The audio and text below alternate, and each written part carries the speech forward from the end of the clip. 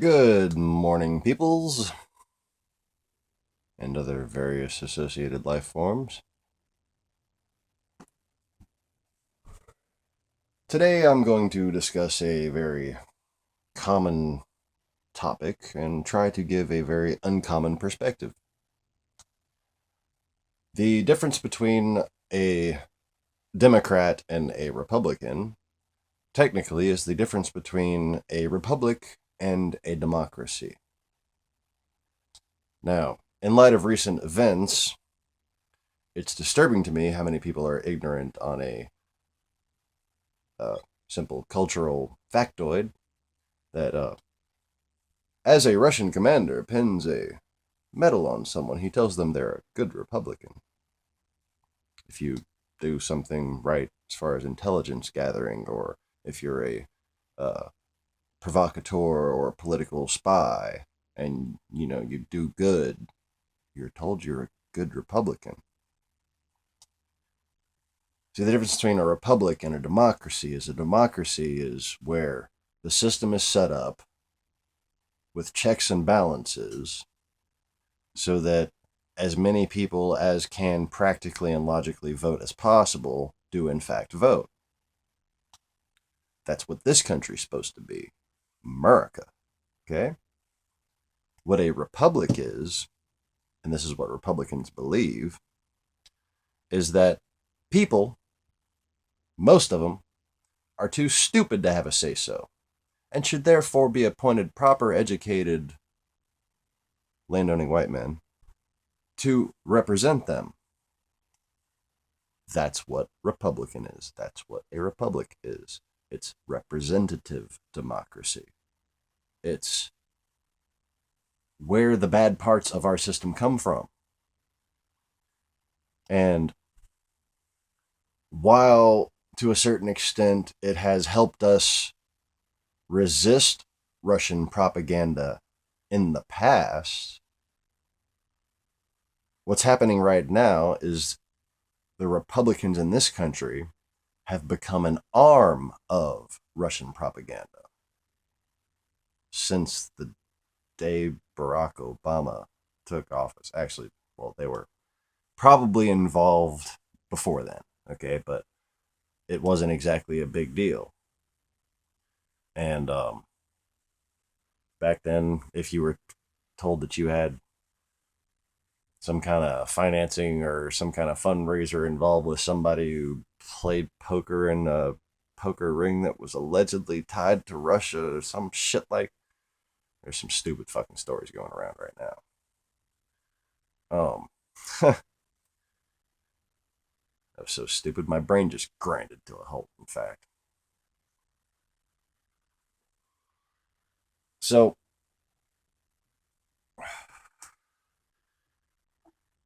the perspective that I want to add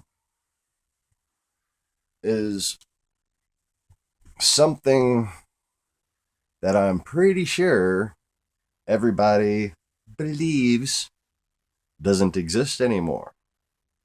That's called slave armies. And I say slave army, y'all probably thinking like, oh wait, did somebody in the Civil War make their slaves fight? No, no. See, you don't know anything about slave armies. You don't understand how to maintain a slave army because you've never had any experience, A, with their existence or any analysis of it. B, you've never ran a slave army. You don't know how to build a slave army. You don't know anything about a slave army. So how the fuck would you even know if you were in a slave army? You see, I could tell you way too much at this point, but instead I'm going to just give you my analysis on what a slave army is and how one might put one together in modern times. Got a piece of cat hair in my coffee. Ah.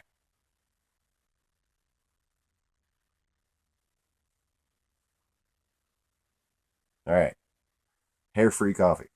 I can drink it now, and I won't turn into a Furby. Oh. So, one way. No, wait. I'm going to talk about what a slave army is. Okay. A slave army in the past 500 years has been at least 500 years. More like the past 5,000 years when it all comes down to it. Um, Basically, a conquering army takes slaves. That's pretty well known. Where the story always seems to stop is what happens to those slaves? You think they all go and serve in the household or work in the fields? It's easy to imagine that that's what happens. And it's very convenient for the people who have slave armies that you should think that.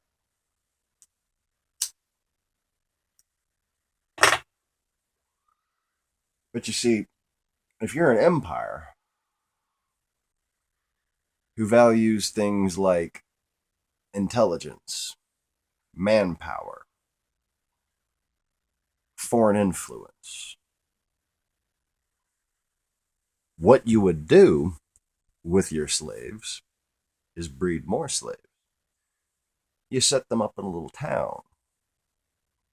You control the educational and media influence to that town. This can go a lot of different ways. But effectively, what you have is a growing community of slaves that don't even fucking know it.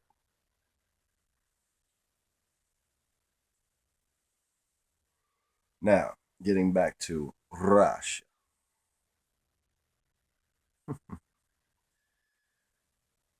If you aren't aware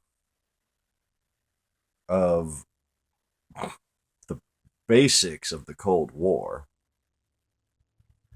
one of the well-known things that was going on during the Cold War was Russia had some towns. Many of these towns, in fact, the one that I'm currently picturing in my head that they made a documentary off of, actually got leaked footage to make the documentary, was in Soviet South Ukraine, basically right where the fighting is going on right now.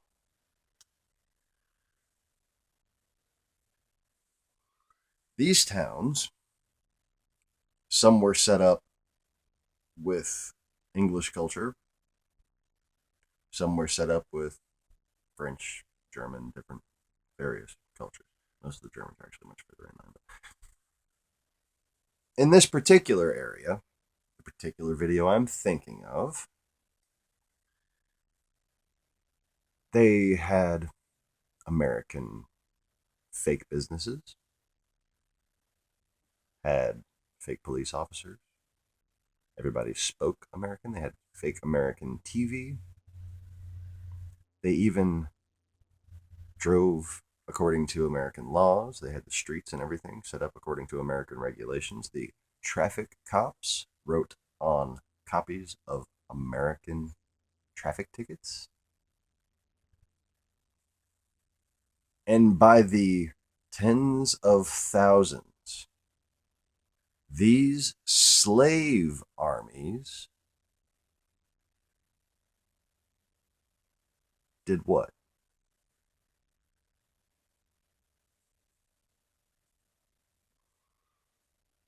We're talking in the late 70s here. So, 10 years later, when all these kids they were teaching all this anti-American propaganda while teaching them to blend in perfectly with American culture, they waited till they were all grown up and then they disbanded the Soviet Union and gave up on their giant master plan? Hmm? Oh, yeah, because nothing suspicious or mysterious has happened since the Cold War ended. 9/11. Um,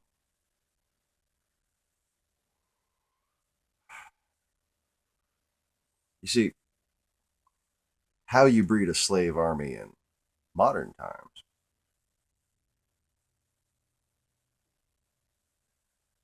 isn't much different than the way it was done a long time ago. It's the way Russia did it in the late 70s.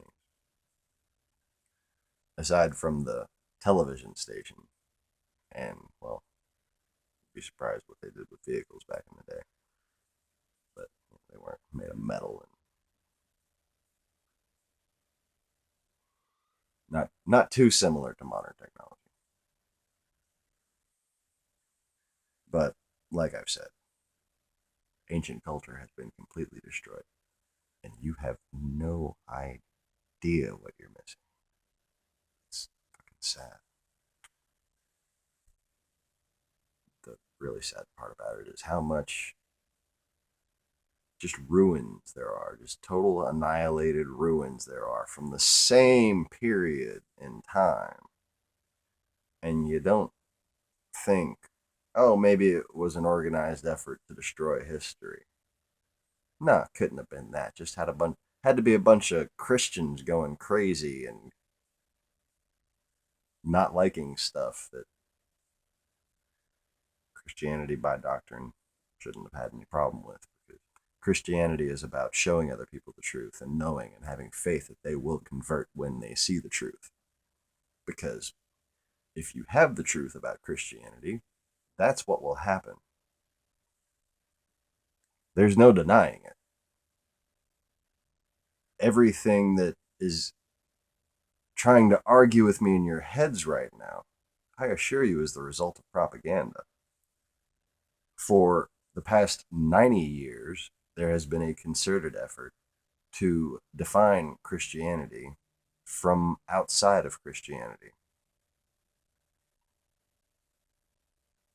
And if you have a basic understanding of the concept of a straw man argument, you might want to acknowledge the likelihood that you've been bullshitted is staggeringly high.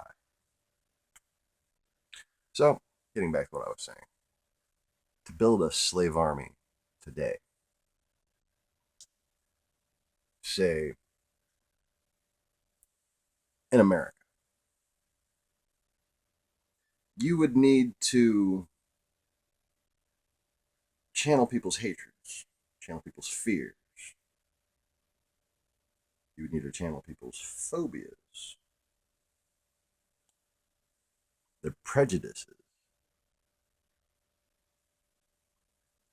You would need to go on such a vicious, multi-pronged, relentless obstruction and defamation campaign against the sitting president that the people who are swallowing your bullshit would forget simple facts like George Bush looking into the eyes of Putin and seeing his soul. You'd forget simple facts like it wasn't Bill Clinton that wanted to downsize the United States military after the Cold War. It was Donald Rumsfeld who drew up the actual plan itself. Donald Rumsfeld. See, a president trusts their military, defense advisors, their intelligence advisors. And that's what Donald Rumsfeld was. He's this Republican champion. Pot, kettle. Nice to meet you. Um,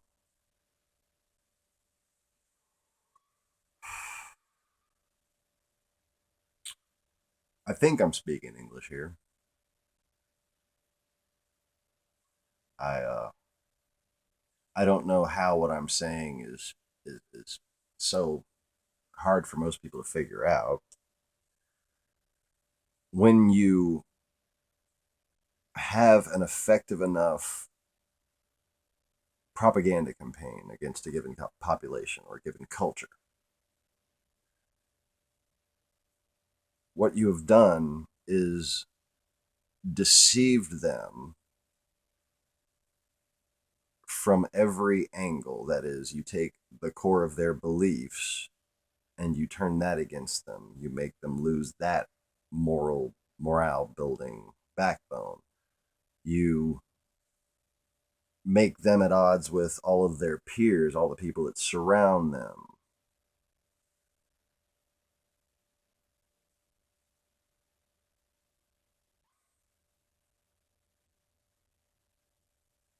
Other things that aren't really safe for me to say, and it's obvious enough what's going on right now. It's obvious enough. Just think about it for a second, people. Republicans aren't supposed to be rhetorical, broken records of Russian propaganda. Christians aren't supposed to be rhetorical, broken records of Khazarian propaganda. And see, a real Jew, being a Jew, not a Hebrew, a real Jew, that is a person who doesn't know that the Khazars are up to no good. Who doesn't know that Khazar is not a culture, it's not a race, it's not a people, it's not an ethnic group, it's a fucking conspiracy. It's a fake name for a satanic church. And just like all fake names for satanic churches of the past, they have given rise to a fairly large group of people who are culturally identified but ignorant of the ill intent of what their supposed name implies. Most of the people who you'd think are Khazars are simply Slavs and Polish people. I mean,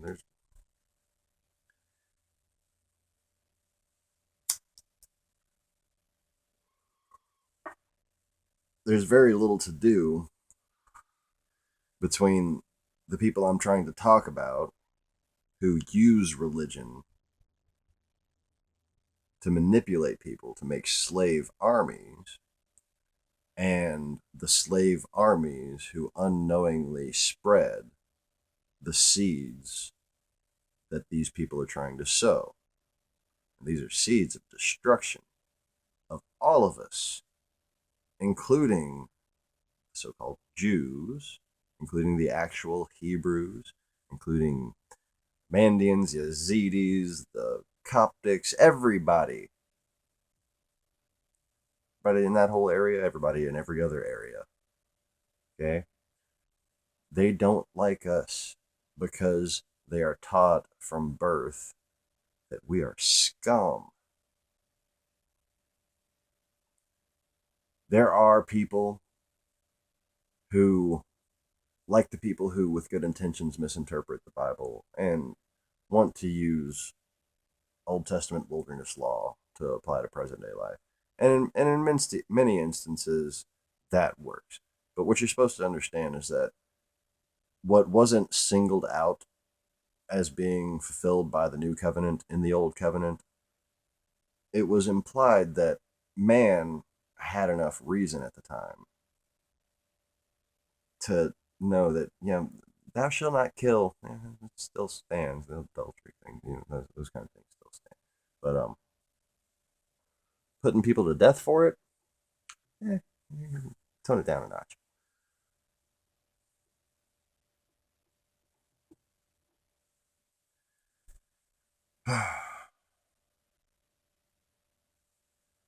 Not sure if I was in the middle of saying something else before I got on that tangent again. But almost 20 minutes. I'm going to call it a video. I will probably make a follow up to this because I want people to think about this.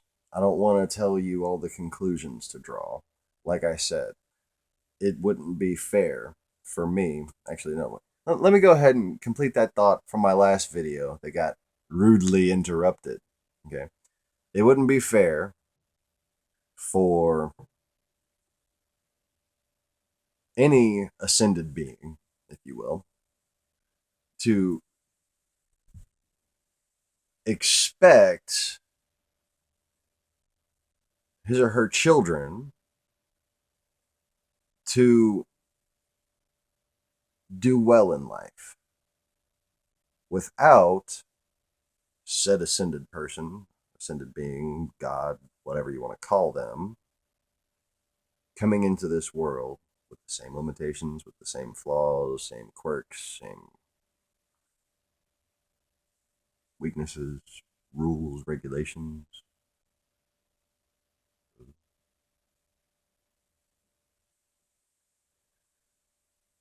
Because if, say, for instance, Jesus Christ and Mary Magdalene, um, if Jesus Christ and Mary Magdalene didn't come to this world as their children come to this world, how would they judge them fairly? How could someone judge you who hasn't experienced things from your perspective? Take a moment and realize God's not that fucking stupid. And on that bombshell,